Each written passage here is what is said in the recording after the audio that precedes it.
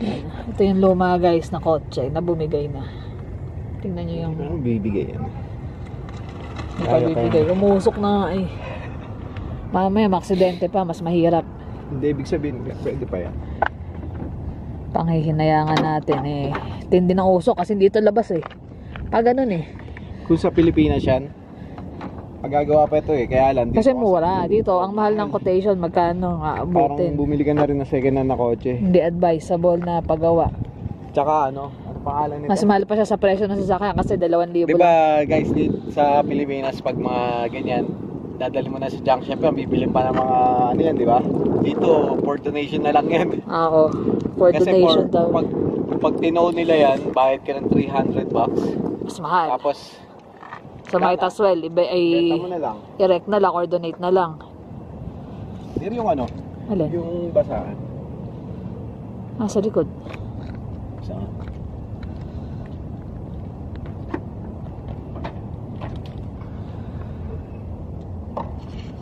Nakakapanghinayang din guys kasi tagal ko nakasama nito. Ha? Tagal ko rin minaneho sa mga pal na snow tsaka winter tire. Ito nang hinayang ako rito yung winter tire. Yung sa akin kasi ngayon all season yung kinuhang bago.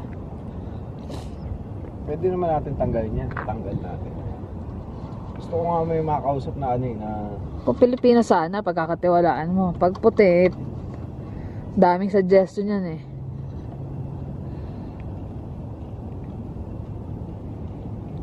overfeeder. Ayan o. Cover, ito lang yung ano ng oil ah. Ayan o.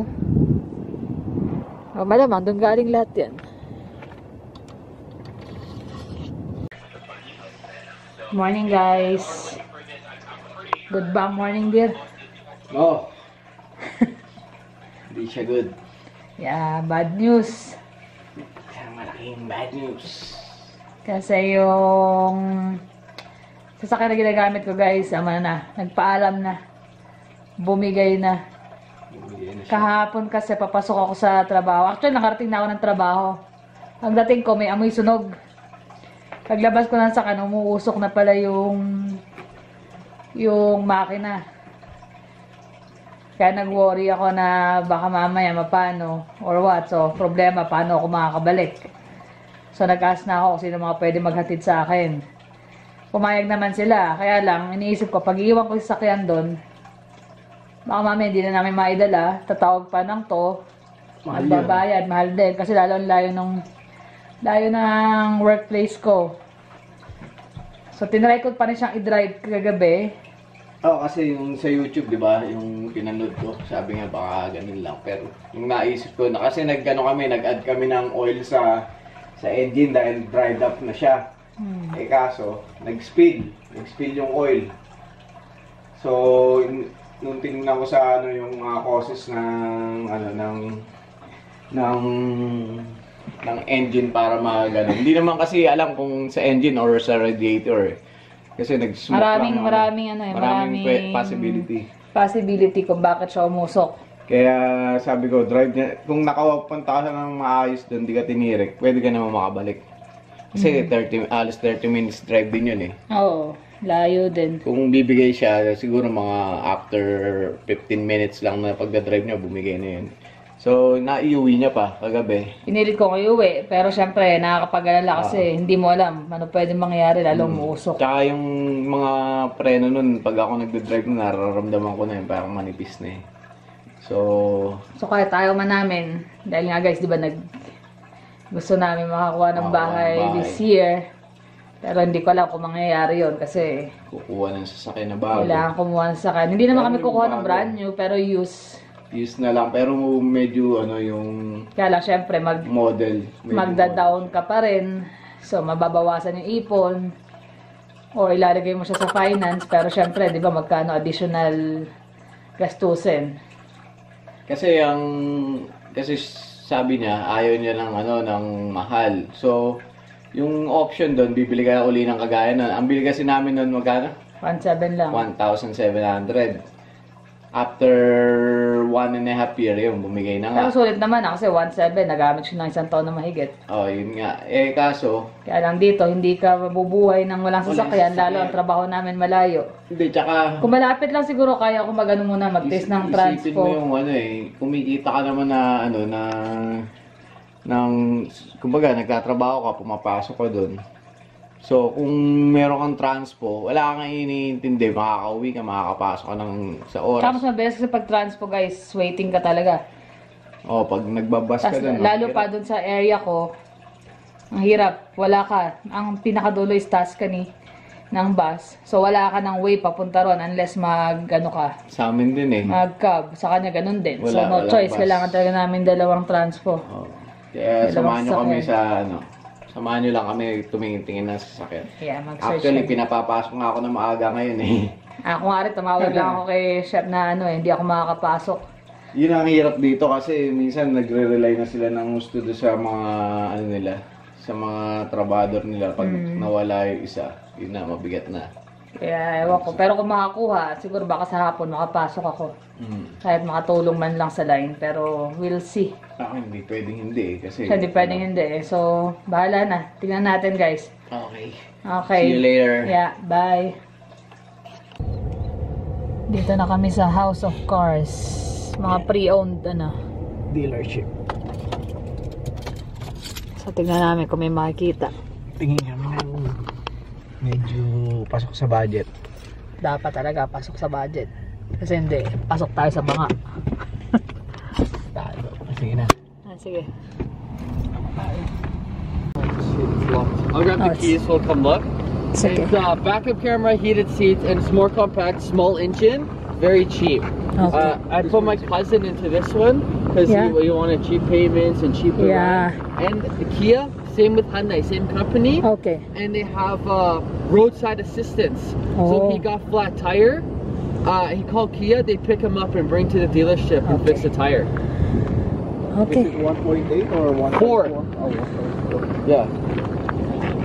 I'll get them to pull it inside. Yeah. Yeah, for sure. Yan guys. We'll see kung ano makuha.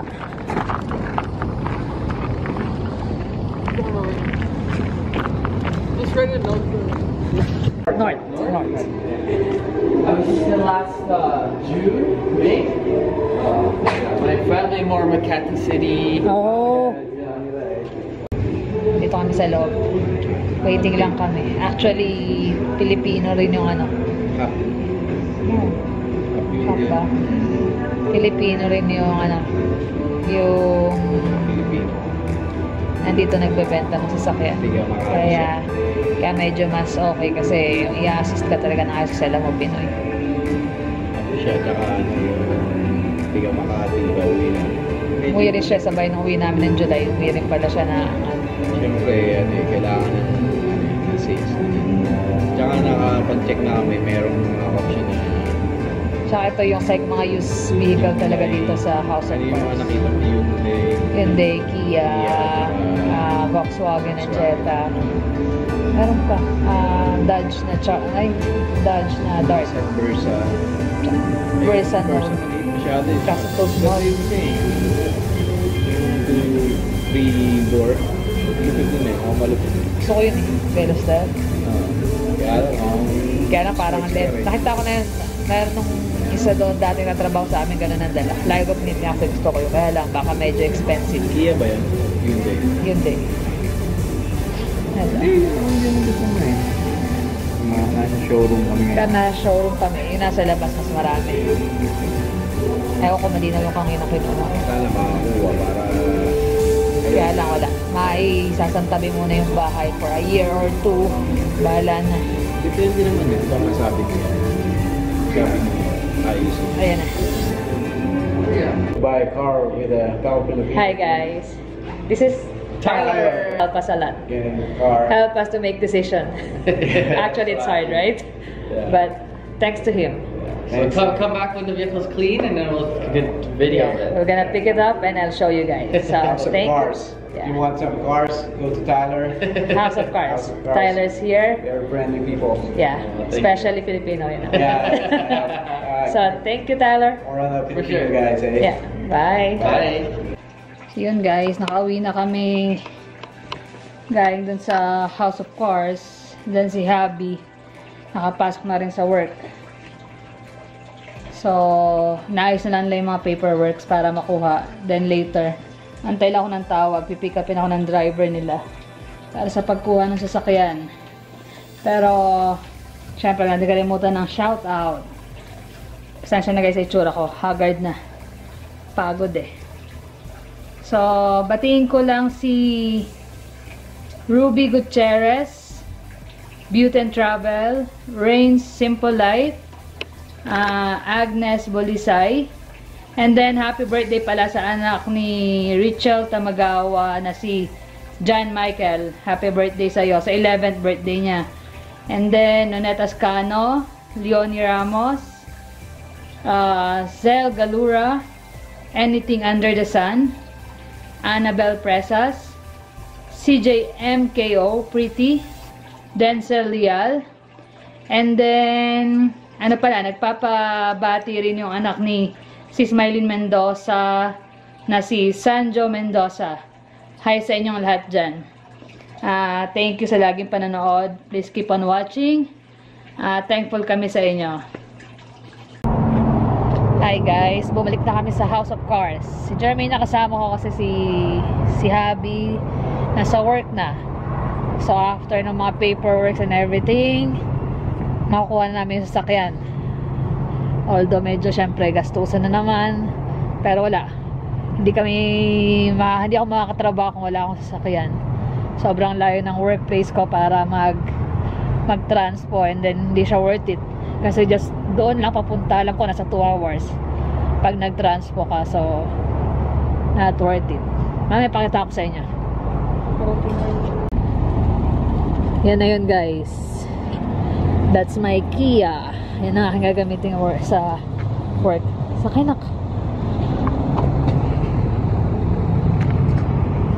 It's nice. See guys, this is the one.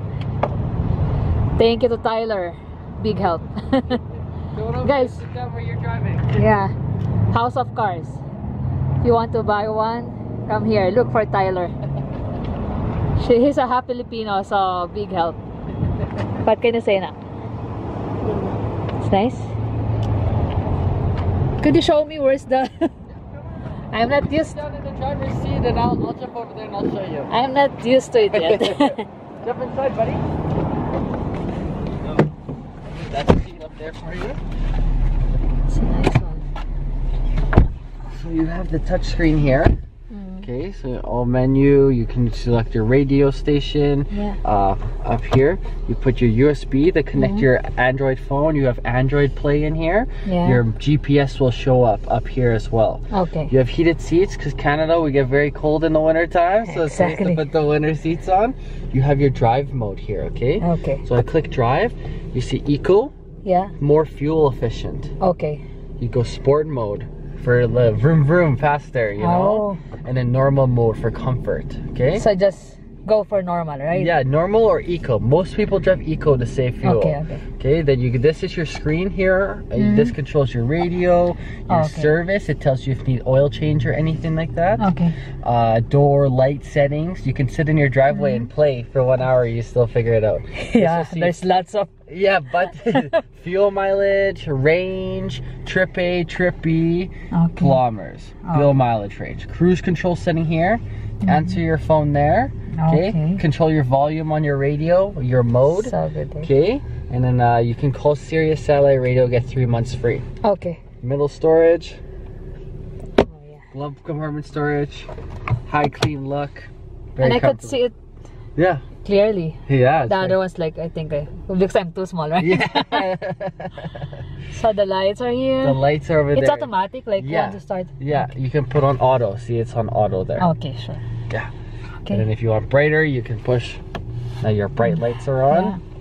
And push back. Push back. Your window setting is over there.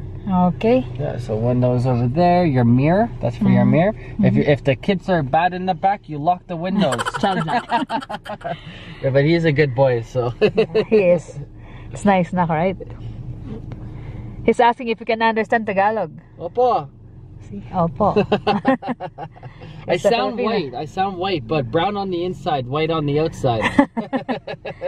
That's good. And then there you got your touchscreen, your radio, whatever. What channel do you like? I don't really listen. You don't listen to music? It's more English for Oh, yeah. driver. And this is put your foot on the brake. Would I reach? Yeah, there you go. Foot on the brake.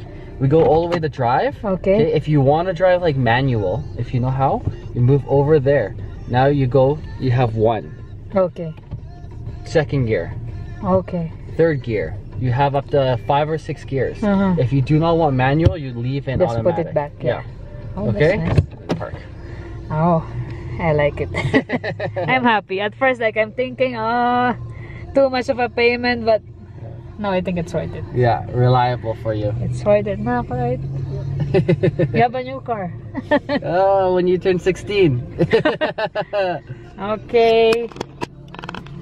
So, thank you guys for watching. Thank you, Tyler. Yeah. See you on the next vlog. Bye. Bye.